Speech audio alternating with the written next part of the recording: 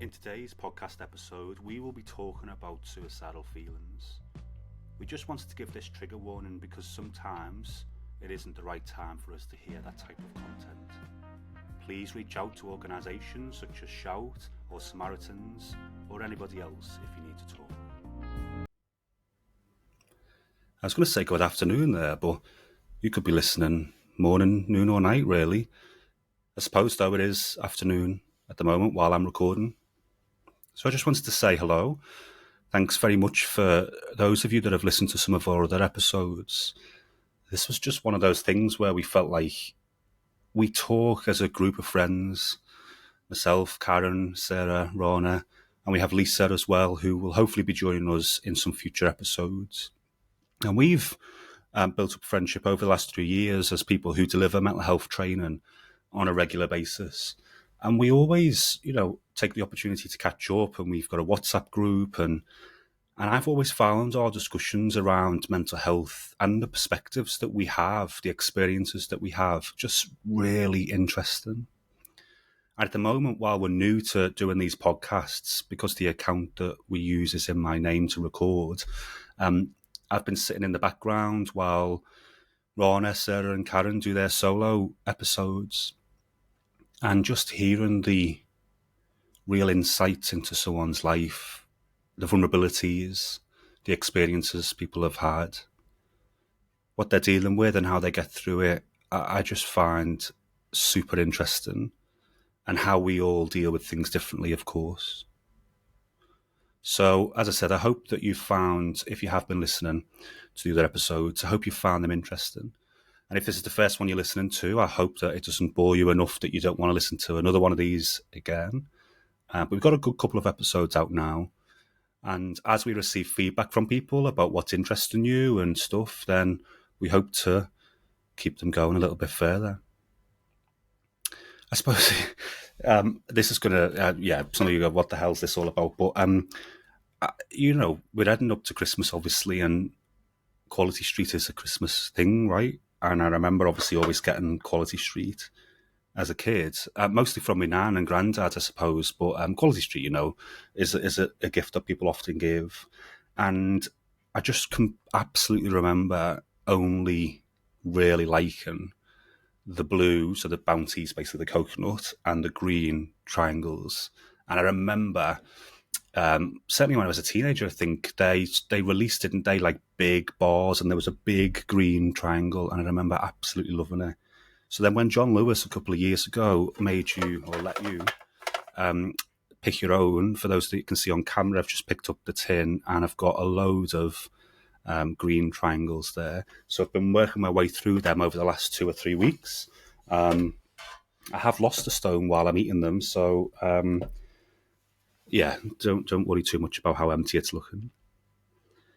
So look, in this episode, I really wanted to talk about becoming a trainer. And I'm hopeful that this will be particularly interesting for people who are running organisations or managing people, who are interested in colleagues' mental health and well-being, or interested in the services that you deliver. Because that's where my training and story in terms of mental health training, I've done lots of different delivery of training over the years, but my interest in mental health training come from. So in this episode, as well as just having told you about my Quality Street insights, I'll be talking to you about the importance of, and what I absolutely believe as the power of, mental health training.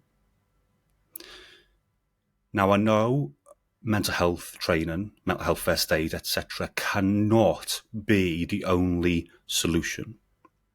Any organisation that wants to book the course and thinks, right, okay, I'll just train up some mental health first aiders and that will answer everything, it isn't going to answer everything.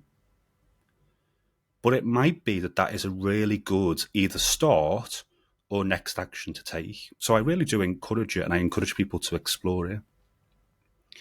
And I've just reached, I was going to say this month, but it's the 1st of December I was recording this. So last month, this week though, just reached 861, so 861 people trained in mental health first aid. And most of the time, that I've trained people. I was in full-time employment. So up until February, March this year, I was chief exec of a Citizens Advice charity.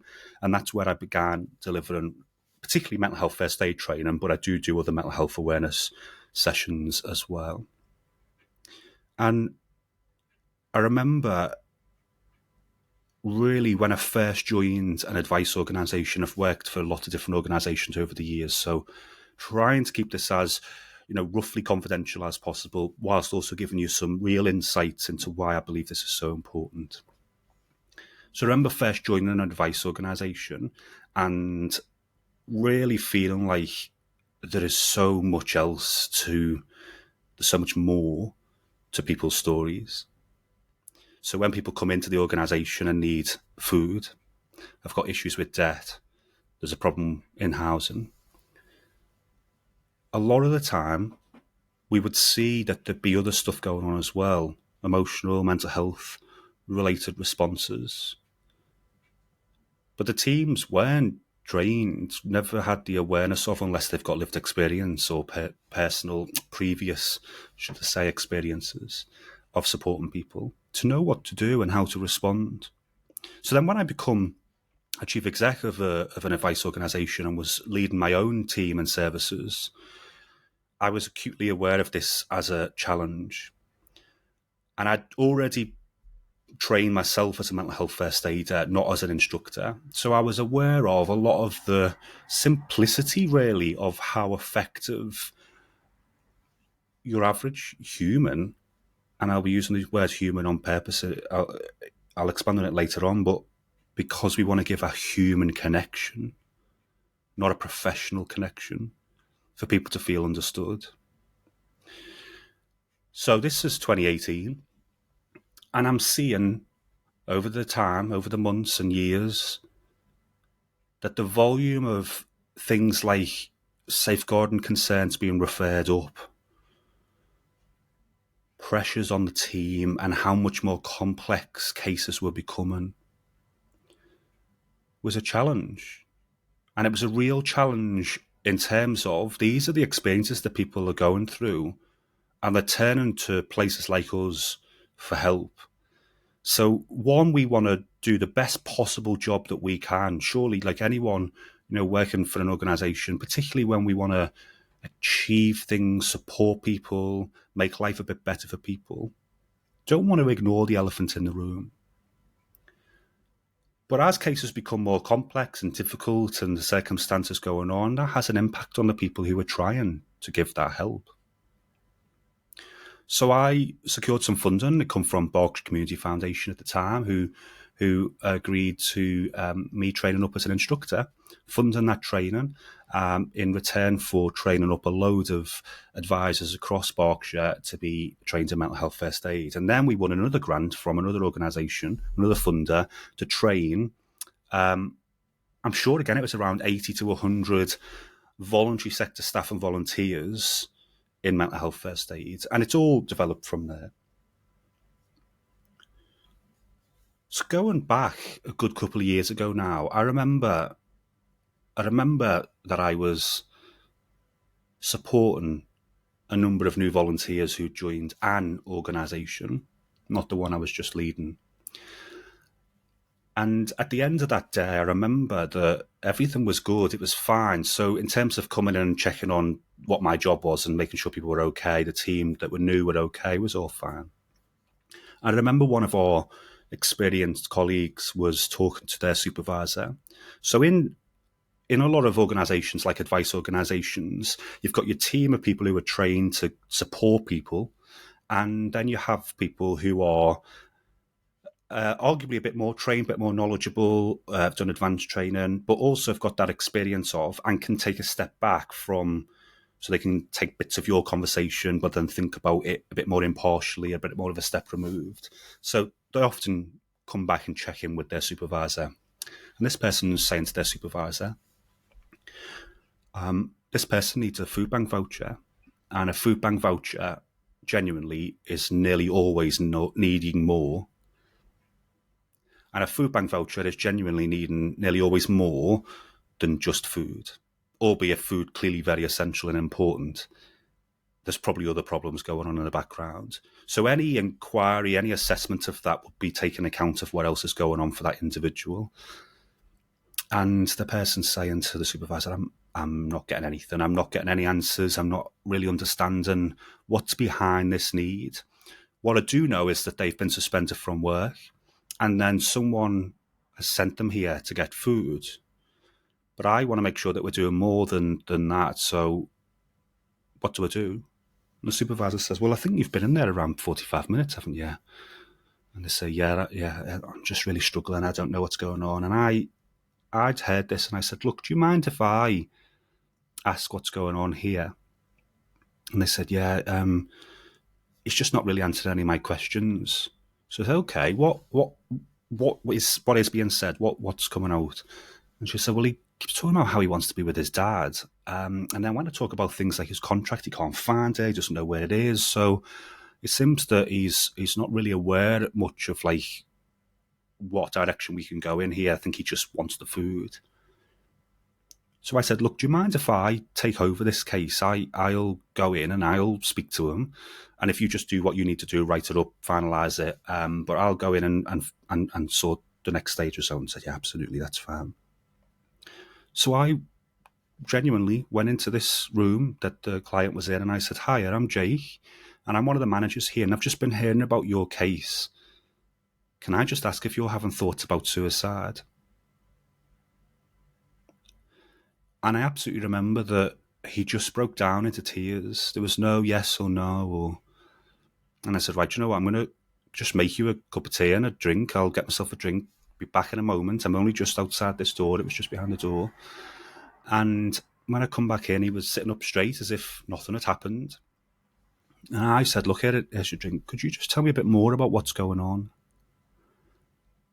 And everything that we'd been trying to understand was now coming out. He said, I've been with the same partner since I was a teenager, now in my late 40s. And the relationship's broken down and I've been asked to leave the home. My two children, they find it a bit difficult. I suppose there's an element of blame. They're not really wanting to speak to me at the moment, so feeling like a bit of a failure there. Because he'd been asked to leave the home, he was now living in a emergency accommodation, council hostel, really didn't like it, felt it uncomfortable. He was still worked in somewhere and felt like his boss was talking to him like crap, told him where to stick it, get suspended. And then someone says, look, okay, you're in a lot of this trouble. If you need food, go to this organisation. And obviously then feels like we're going around the world and he just needed food. And I was like, wow, that is a lot. That's a lot of stuff to go through. And I'm really glad that you've just told me that. Thank you for talking to me about that. How have you been coping? And he told me a bit more about his situation and how he's doing. And I said, is there anyone you've spoken to about this? No, well, I'm just dealing with a lot at the moment and it's all happening pretty fast. And I said, what about your GP? Have you spoke to your GP? And he said, no, I haven't been able to. And I said, are you up for that? Are you up for talking this through? And he said, well, I can't afford to do it. I said, well, like financially? And he said, yeah. And I said, well, tell me a bit more about that, not knowing genuinely what he meant. And I said, well, it's 2 bus rides there and 2 bus rides back.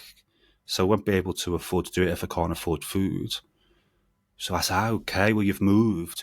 How would you feel about us just doing a quick search and seeing what your now nearest GP is? And we'll call them up. And he said, absolutely, yeah, not a problem. So while I was writing up some notes, he was doing this call and he told them what was going on for him and how he was feeling. And they booked him an appointment. And I said, look, I'm really glad that you've done that. You are really, focusing on there, prioritising your own well-being, your own mental health. And it's absolutely understandable that given what you're going through, it's weighing heavy on you. But the fact that you've come in and told us this means that we can explore what help we can give. And taking a look at your case, and I'm not going to go into it, the whole, because advice, there's loads of more better specialists out there than me, but is to take this one step at a time. I can't sit here and say to you that all of this is going to be fixed tomorrow. Stars in your eyes moment, you've come in, go out of this room in a puff of smoke and it'll all be great. Of course, that's sadly not the reality. But everything that you've talked about, we can work through and we can take it at your pace. And our job is to try and equip you with the number of options, the availability, the likelihood of things for you to make your own decisions. And we can find the best way of the flow of what issue we deal with first, depending on what you need. Could you tell me a bit more about your dad? And if you've listened to my last couple of minutes story there, I told you about how the advisor had said to their supervisor, he keeps saying he wants to be with his dad, and that's what I picked up on. And he said, my dad died a couple of years ago, and he'd have never let me get into this much mess. And he'd have never let me get into this much mess. And he's now in a better place, and I can't cope. If he was here, we'd have never got this far. He'd have sorted me out, put me on the straight and narrow. And that was the warning sign, albeit it might have been that he genuinely was going to go and then see his dad afterwards. But it was the thing that gave me a good feeling there was something more going on in this case. And I can't say to you that if we'd have just did what he wanted in the start, if he'd come in, give him his food bank voucher, he might have come back and opened up and told us his story. But the reality is he's been in with us for a while and, probably felt like all of this is all skirting around the edges. I just need some food. That he might not have come back to the organisation for help. And we, given he did need help, would have missed an opportunity there. Giving him the food would have absolutely been a help. But there was much more going on and much more that we could do. And by being able to ask outright in a comfortable, supportive, non-judgemental way about whether what he was describing or thinking about was related to not being here anymore, was able to uncover lots of other stuff that was going on. And I remember last year getting a message from a colleague saying, need you to agree to call in an ambulance. And I need you to bear in mind while I'm saying these stories that, you always need to follow your own internal organisation's procedures. This isn't training anyone. I am not an expert or professional. I have lived experience. I've lived with suicide thoughts since I was 11 and I'm now 31. So when you're listening to these stories, please don't think, right, that's exactly how I need to deal with it, is what I'm trying to say there. So we had this message saying, need you to call an ambulance. So I was like, oh, okay, what's happened? I'm on the phone to somebody, this is one of our advisors, on the phone to somebody, and they are saying that they've taken an overdose and they're going to die and they want us to leave them to die. And I said, wow, that's a lot. How are you doing? Is this something that you can deal with? Yeah, we need to call an ambulance. We need to do something. So, right, well, have you asked them if they want an ambulance? No, they don't. They've said we need to just leave them alone. And I want to expand on this in a moment, but let me do the story first. So I said, okay, I want you to go back to this person and say, what worries you about the ambulance coming? What worries you about? What are you thinking about? What do you think might happen if we did call an ambulance? And just get a sense of what it is about that they're just saying no to. And they did that, and they come back and they said, right, so they're saying they're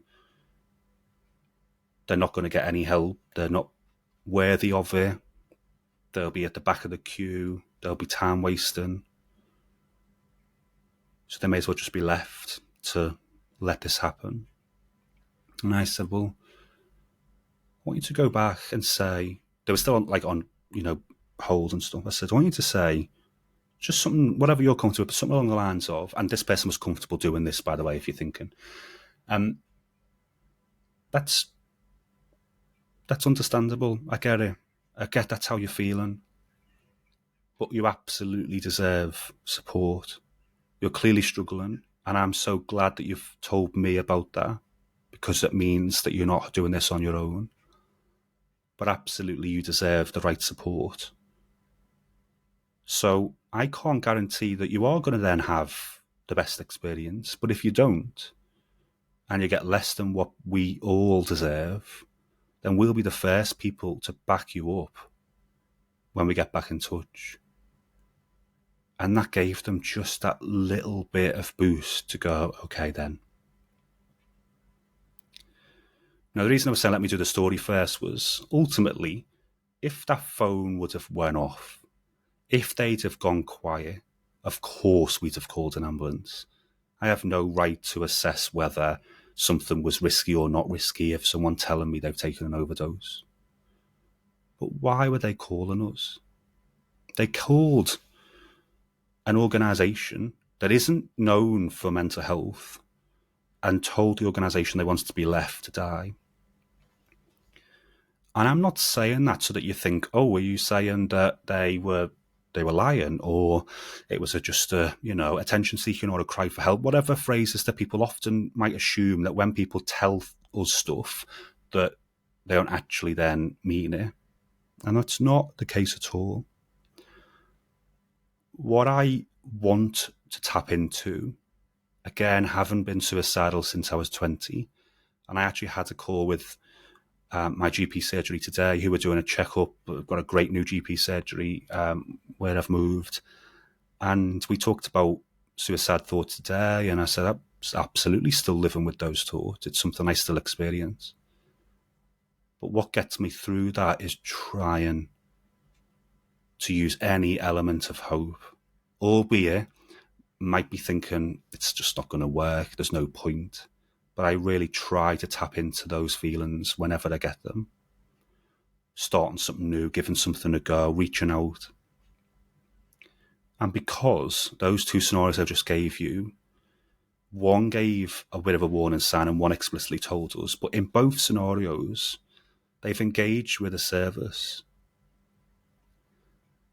And that to me says, albeit they are flat, they are low, they are absolutely overwhelmed and struggling, something in them is searching for answers.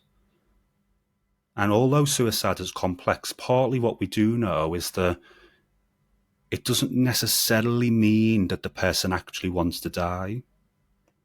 It's often about getting away from the pain, bringing the pain to an end.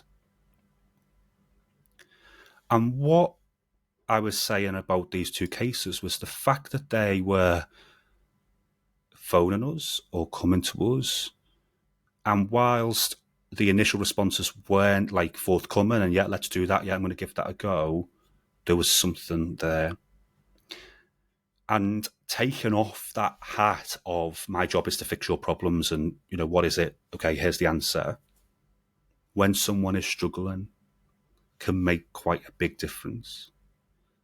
And I've been in one-to-ones with people where even then, things like stress, they've been overwhelmed. And I say, right, you know what? Let's take the supervision hat off for a moment. How are you doing? Now, let's be real here. I didn't take off a manager hat. I didn't take off a we're at work hat. But to help the person feel this isn't just about doing a supervision. This isn't a tick box exercise. When they're in with the advice organisation, I'm coming for help with my debt. I didn't stop. I don't want the advisor to stop helping me with their debt. But that's the mindset that we're in at the moment. You're the debt person. I'm the person needing help. So let's just, we're going to come back to that. But at the moment, I'm just wanting to know how you're doing, because it sounds like you're going through a lot. And even if it isn't suicide, somebody just saying, God, you're dealing with a lot of stuff at the moment, aren't you? How are you doing? How are you coping? It's just a nice, kind thing to do. And if that person is struggling and is feeling low, and perhaps doesn't feel like there's much hope, much future, feeling like a burden, we could be having a life-saving conversation. A life-saving conversation that isn't about becoming a medical professional, about giving counselling or therapy, but about providing a human connection that says, you or dealing with a lot, and it is understandable that you might be struggling. But I'm glad that you're able to talk about it. I'm glad you're talking to me. And of course, what training does is help you know what else is available for that person. Because given there's an element of hope that I'm arguing we want to tap into, what else is available? Where could they go? What can they do? How can they explore support? What types of support are out there? Being a bit more knowledgeable about the support could be really helpful to that individual. And bringing it back to the staff, feeling like you've had to just do your best, just hope that you haven't made it worse because you don't know, because you haven't been told this is the way that you respond, that makes it really difficult for some people to go, it's going to be on my mind all day. And when I get home tonight, perhaps I might struggle to sleep a little bit because will I ever even know whether I did the right thing or the wrong thing there? Did I make it worse? What is it that I'm supposed to do? Can really help then with our staff's well-being, supporting the people that are having these conversations. And we know that things are getting harder. We absolutely saw it in my organisation that I was at, that through COVID, we saw a really big increase in the number of challenges, presentations that involved mental health issues. Cost of living, the absolute same. And I was reading a blog the other day by something called National Health Service, and they've got a section called the Mental Health. And 20th of November, they put a post up about introducing the Hope Service. And it talks about how we know that men take their lives at 3 times the rate of women, and that's reflected in many countries across the world. And how the response to, and I still, by the way, agree with this, but often the response is about how we need to help men to talk more, to open up. And that's absolutely, I think, still a helpful thing to be pushing for. But they talk about how there's this research that talks about, and there's a section there that you can read on the nationalhealthservice.net website about how in Australia, there's some suicide data from this year or research this year that talks about how, for example, relationship issues, including separation and divorce, were the most common risk factor for suicide in men aged 25 to 44. And they then further go on to talk about how psychosocial issues, psychosocial stresses, things like addiction, employment, financial issues, interpersonal problems, relationship breakdown, which many services see, can make a big difference. And I describe when I do my training, most of my training has been to advisors, people supporting clients and people who are asking for help. I say, look, when stability is rocked, when it's affected, when it's at risk, when we're going through possible redundancy, when we've just lost our job, when we can't pay the bills, when the bailiff letters are coming.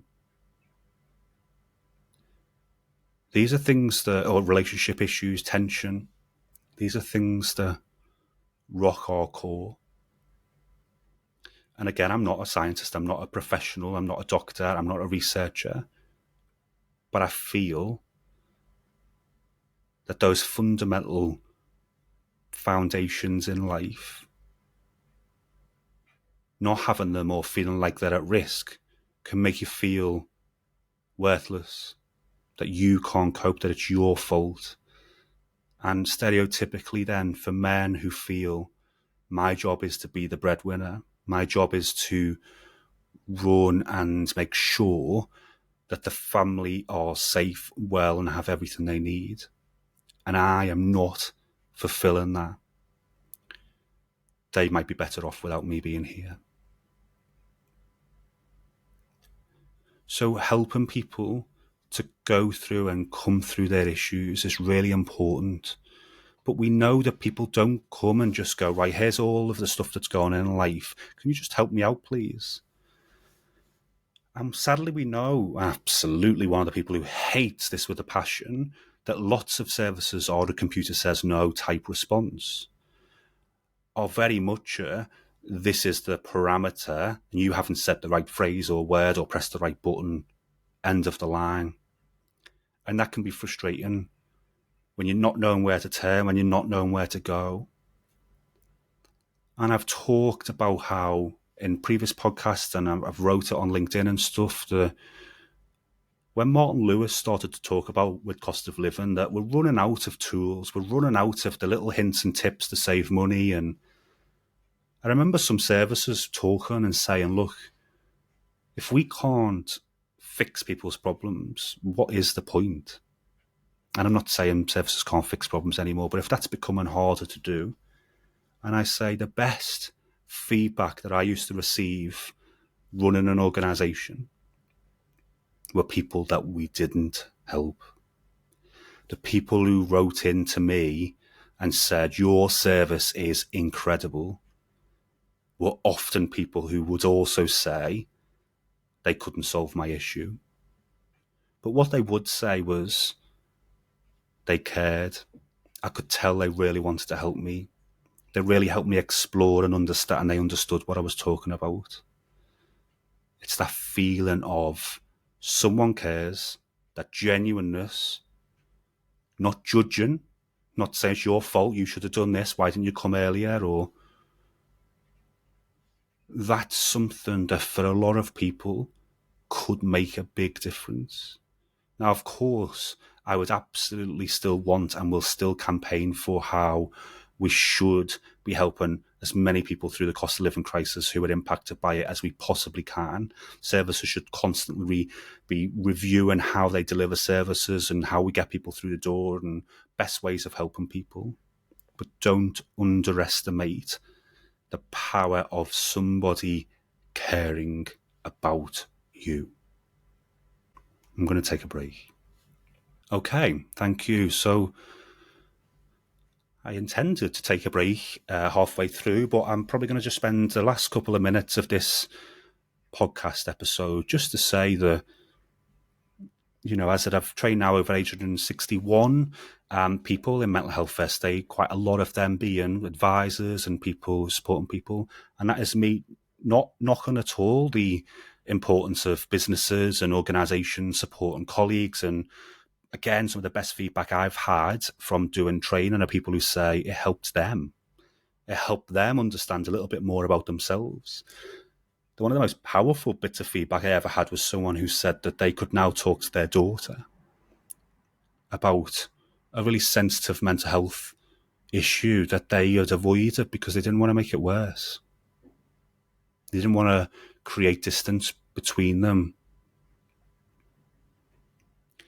And I've trained now 592 people at Sit-ins Advice, particularly in suicide awareness. So I delivered a suicide awareness workshop for advisors and supervisors and stuff who are giving advice. And I can expand that to any organisation. I can adapt it if need be. But I was just reviewing some feedback, and I did a course just last week, or maybe the week before. And I got an email today, 1st of December, that says, as I promised, I was just looking through and talking to people since the course about how it went. And for some people, it was really close to home.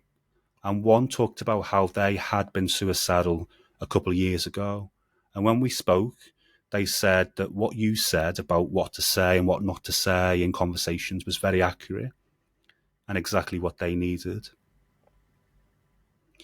And this email continues to go on to say that hearing our own colleagues open up about their own experience was really empowering and interesting. And the team are very happy that they've done the training and that it helps them feel more confident to talk to people about what they're going through. And that because they know some of the best practice that as an average person who cares, the best practice of what we can do, that we're not going to make problems go away, but that we can help them feel like they're not on this road on their own, is really important.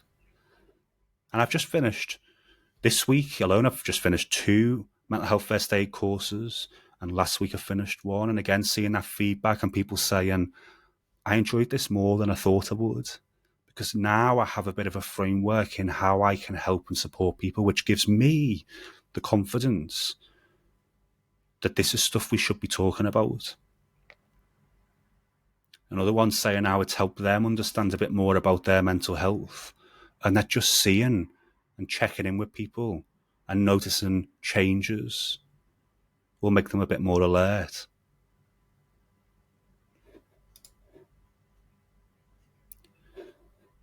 So it's not a magic wand. I'm not going on a hard sell, going out there saying, look, everybody just needs to go and do this. But we can make a really powerful difference by thinking about how we do what we do, and how what we do we might be able to do a bit more effectively or better, by not ignoring things that are being said in case we don't know what to say or what to do. And I've gave you 2 examples of how that makes a big difference. How it also helps those organisations do what they were set up to and are aiming to achieve, not a distraction. And ultimately, the people I'm training could be saving lives. And I find that incredibly powerful. Thank you again for listening to the latest version of the podcast. And we've got more solo episodes coming up shortly with some of my friends and colleagues as part of the Heartfelt Minds podcast.